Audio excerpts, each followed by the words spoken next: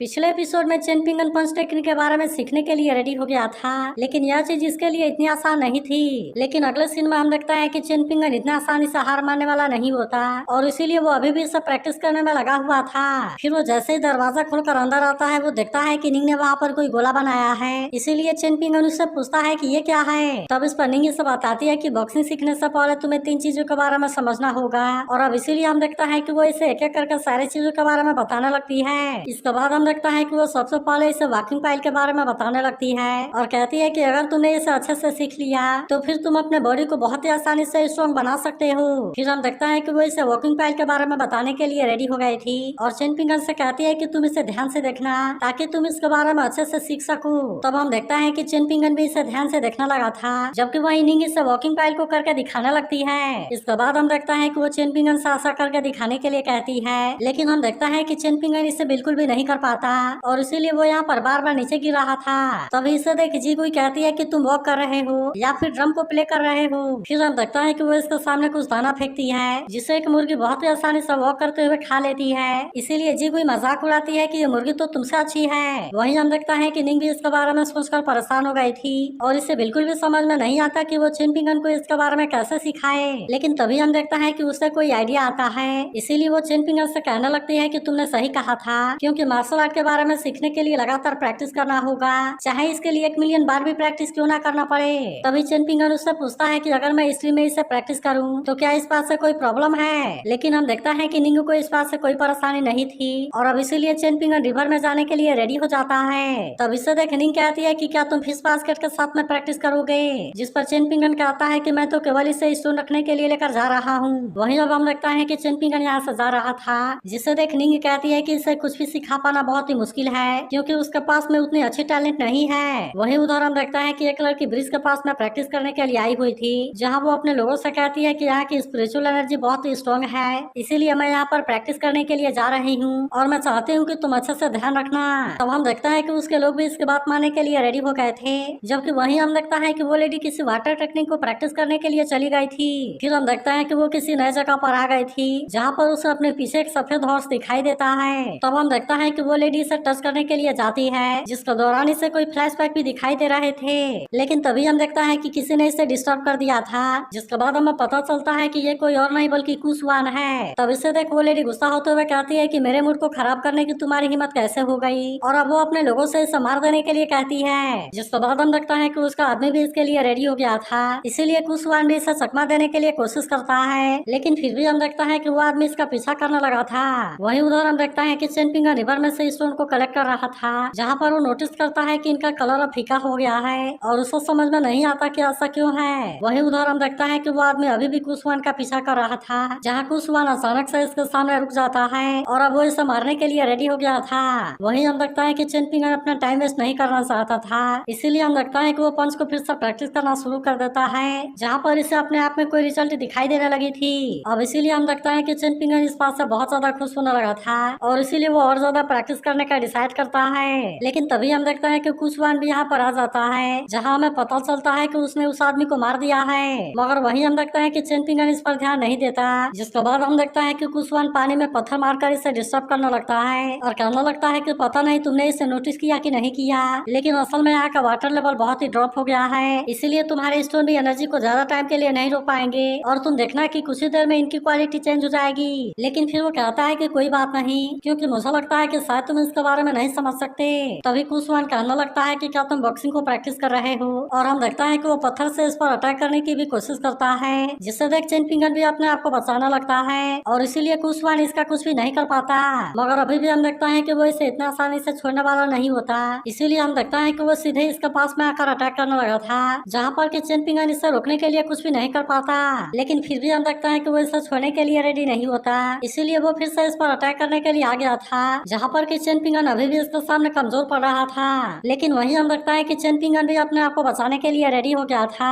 और इसीलिए हम देखता है कि वो इसके आंखों में धूल झोंक देता है। तभी हम देखता है कि वो लड़का फिर से इस पर अटैक करने के लिए आने लगता है, इसीलिए चेन पिंगन भी इसका सामना करने के लिए रेडी हो गया था और हम देखता है कि वो इसके अटैक से अपने आप को बचाने लगता है। लेकिन फिर भी हम देखता है कि वो कुशवान के सामने ज्यादा कुछ नहीं कर पाता, इसीलिए कुशवान इसे बहुत ही बुरे तरीके से पीटने लगता है और अब हम देखता है कि वो इसके आंखों को इंजर करने वाला था। लेकिन तभी हम देखता है कि कोई सीनियर आकर कुशवान को रोक देता है और फिर वो चेनपिंगन से कहने लगता है कि तुम तो बॉक्सिंग को प्रैक्टिस कर रहे हो, लेकिन असल में तुम्हें इसे अच्छे से प्रैक्टिस करने के लिए सालों तक प्रैक्टिस करना होगा, क्योंकि मुझे लगता है कि तुम्हारा पंच अभी भी बहुत खराब है और इसीलिए अगर तुम एक अच्छा बॉक्सर बनना चाहते हो तो इसके लिए तुम्हें और अच्छे से मेहनत करनी होगी। लेकिन तभी कुशवान कहता है कि फ्यूचर की कोई भी चीज श्योर नहीं होती। तभी वो सीनियर कुशवान से पूछने लगता है कि तुमने उस लेडी के साथ में ऐसा क्यों किया और क्या तुम्हें पता भी है कि अगर एक बार ऐसा हो गया तो हम सभी अपने लाइफ और डेथ के लिए एनिमी भी बन सकते हैं। मगर वही हम लगता है कि कुशवान को इस बात से कोई ज्यादा मतलब नहीं होता और इसीलिए वो इस पर ध्यान नहीं देता है। तब इस पर वो सीनियर कहता है कि तुम अभी भी मेरा मिलिट्री डिसाइपल नहीं हो,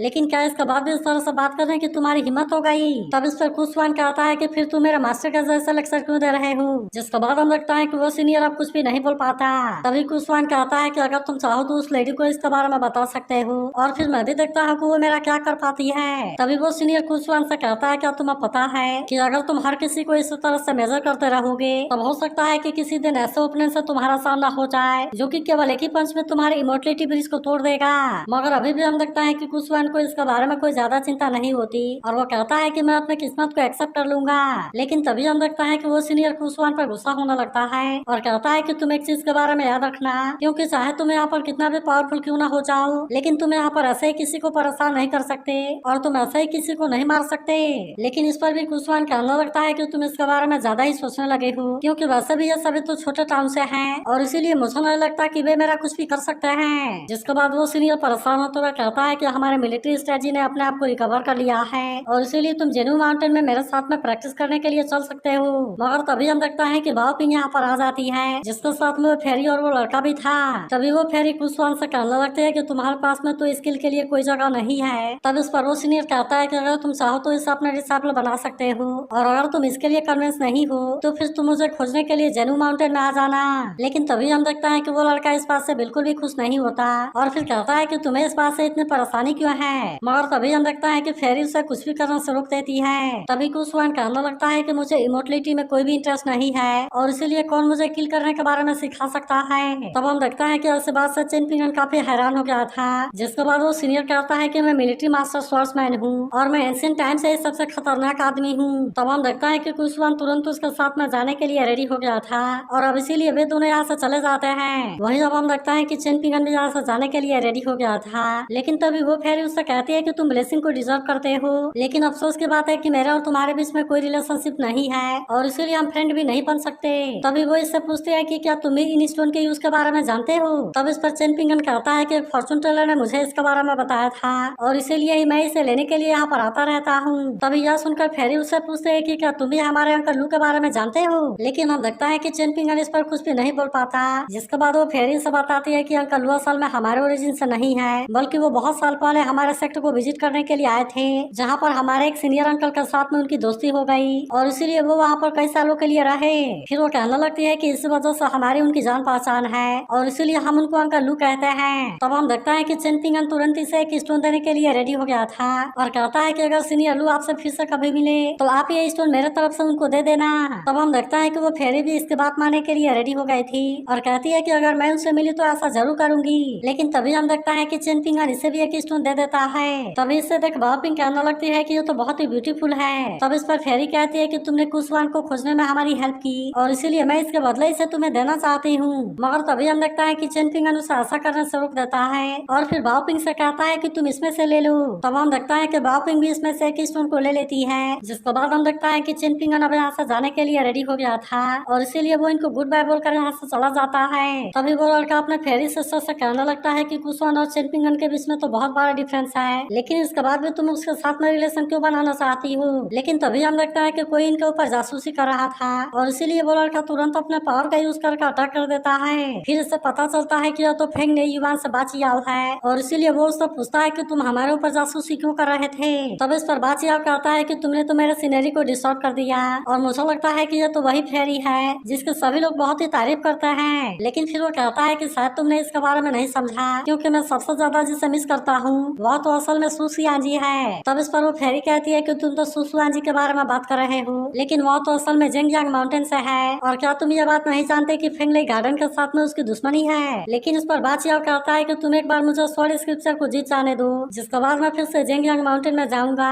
और फिर मैं देखूंगा कि फेरी सू को कौन रोक रोकता है। तब इस पर फेरी कहती है कि तुम्हारी सोच तो काफी सही है। और अब हम देखता है कि वे यहाँ से जाने के लिए रेडी हो गए थे। वहीं उधर हम देखता है कि जेंग चुन उस लेडी के पास में आया था, जहाँ वो इसे बताता है कि सियान यांग अपने आर्मर को बेचने के लिए रेडी नहीं है और मास्टर रुआन ने तो उसे ब्रिज को भी पार करने से मना किया है। मगर तभी हम देखता है कि वो लड़की भी इस पर गुस्सा होने लगती है और अपने मदर से कहती है कि आपने अभी तक भी इसे क्यों रखा है। तब इस पर वो लेडी कहती है कि तुम्हें इतना गुस्सा होने की जरूरत नहीं है, क्योंकि वो आर्मर हमारे पास में जरूर आएगा। लेकिन अभी भी हम देखता है कि वो लड़की शांत होने वाली नहीं होती और कहती है कि हमें इतना ये सब करने की जरूरत क्या है और हम सीधे सियान यांग को अरेस्ट क्यों नहीं कर लेते। तभी हम देखता है कि उसका सर्वेंट इसे फेंगले गार्डन वाले लोगों के बारे में बताता है, जिस पर वो कहने लगती है कि वे लोग भी जेंग यांग माउंटेन में आ गए और इसीलिए ये तो हमारे लिए बहुत बड़ी अपॉर्चुनिटी है। फिर वो कहती है कि चाहे फेंगले गार्डन से कोई भी क्यों ना आया हो, लेकिन अब उसे जेंग यांग माउंटेन के लोगों का सामना करना पड़ेगा। वहीं हम देखता है कि सियान यांग मास्टर रुआन के पास में प्रैक्टिस करने के लिए आ गया था, जहाँ हम देखता है कि मास्टर रुआन अपने डॉटर के साथ में भोजन कर रहा होता है। तभी कोई आदमी से बताती है कि कोई लेडीज का ब्रिज पर वेट कर रही है, इसीलिए हम देखता है कि सियान यांग भी तुरंत वहाँ पर जाने के लिए रेडी हो गया था। और अब हम देखता है कि वो दौड़ते हुए यहाँ से जाने लगता है, जिसके बाद वो लड़की अपने फादर से कहती है कि आपने सियान यांग को यहाँ से जाते हुए देखा, लेकिन क्या इसके बाद भी आपको इसके बारे में कोई चिंता नहीं है। तब इस पर मास्टर रुआन कहता है कि हमें हर एक चीज के बारे में परेशान नहीं होना चाहिए और वो इसे समझाते हुए कहता है कि सियान यांग बिल्कुल ईश्वर के जैसे है, जो कि वैसे तो बहुत ही अच्छी मटेरियल है, लेकिन अफसोस की बात है कि इसके पास में हार्ड वर्क की कमी है और इसीलिए केवल एक ही अटैक से इसे बहुत ही आसानी से तोड़ा जा सकता है। वहीं हम देखता है कि मास्टर ची काफी टाइम से चेन पिंगन का वेट कर रहे थे, जहाँ हम देखता है कि वे उसे अपने तरफ से बनाई हुई सील देते हैं, लेकिन चेन पिंगन इसे लेने के लिए रेडी नहीं होता, जिस पर मास्टर ची कहता है कि मैं तुम्हें इसे फ्री में नहीं दे रहा और इसीलिए मैं तुमसे भी कुछ मांगने वाला हूँ। तब हम देखता है कि चेन पिंगन भी इसे लेने के लिए मान गया था, जिसके बाद मास्टर ची कहता है कि अगर फ्यूचर में कभी क्लिफ एकेडमी के ऊपर परेशानी आ जाए तो मैं उम्मीद करता हूँ कि तुम इसे बचाने के लिए जितना हो सकेगा उतना करोगे। तो मैं उम्मीद करता हूँ कि तुम इसे बचाने के लिए अपने तरफ से पूरी कोशिश करोगे, लेकिन तुम इस बात को याद रखना कि कोई जेंटलमैन तुम्हें बचाने के लिए नहीं आएगा। तब हम लगता है कि चेन पिंगन वैसे तो इसके लिए मान गया था, लेकिन फिर वो कहता है कि मैं इसके लिए कोई गारंटी नहीं दे सकता। जिसके बाद हम देखता है कि मास्टर ची यहाँ से जाने लगता है और कहता है कि अगर वहाँ पर कोई परेशानी हो जाए तो तुम इसके लिए शर्मिंदा ना होना, लेकिन फिर भी तुम मेरे बात को याद जरूर रखना। वहीं हम देखता है कि सियान यांग उस लेडी से मिलने के लिए काफी एक्साइटेड था, क्योंकि उसे लग रहा था कि जीगुई उसे मिलने के लिए आई हुई है, मगर तभी उसे पता चलता है कि यह तो वही लेडी है और अब इसीलिए वो यहाँ से वापस आने लगा था। लेकिन तभी हम देखता है कि लेडी का सर्वेंट इसे रोक देता है, जिस पर सियान यांग फिर से कहता है कि मैं अपने आर्मर को नहीं बेचना चाहता। तब इस पर वो लेडी कहती है कि तुम्हें इतना जल्दीबाजी करने की जरूरत नहीं है और एक बार मुझे इसके बारे में बता लेने दो। फिर वो इसके पास आकर कहती है कि मैं तुम्हें केवल इसी के बारे में बताना चाहती हूँ और मैं असल में चेन पिंगन को मारने वाली हूँ। तब हम देखता है कि सियान यांग लेडी से बात करने के लिए उसके पीछे जाने लगता है, लेकिन तभी उसे याद आता है कि उसके मास्टर ने ब्रिज को पार करने से मना किया है और अब इसीलिए उसे समझ में नहीं आता कि वो इसके बारे में क्या करे। तो अगर एक्सप्लेनेशन अच्छी लगी हो तो इस वीडियो को लाइक और इस पर एक कमेंट जरूर कर देना और अगर आप इसके अगले एपिसोड के लिए भी एक्साइटेड हो तो इसके बारे में जरूर बताना।